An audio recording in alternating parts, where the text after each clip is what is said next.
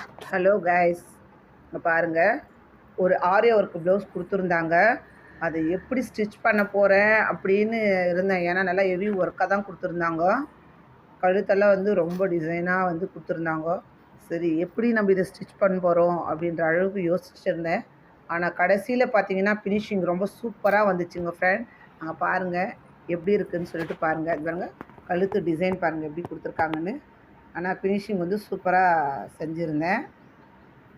அதை பார்த்த உடனே எனக்கே பிடிச்சிச்சு. முதல்ல நம்ம ஸ்டிச் பண்ணுறோம், நம்மளுக்கு பிடிச்சிருக்கணும். மற்றவங்களுக்கு பிடிக்குதுன்றது அப்புறம். முதல்ல நம்மளுக்கு பிடிச்சிருந்தா தான் மற்றவங்களும் சூப்பராக இருக்குதுன்னு அவங்க ரசிக்கக்கூடிய அளவுக்கு இருக்கும் இல்லைங்களா? பாருங்கள், அவங்க வந்து இந்த ரெடிமேட் இதெல்லாம் வேண்டான்னு சொல்லிட்டாங்க.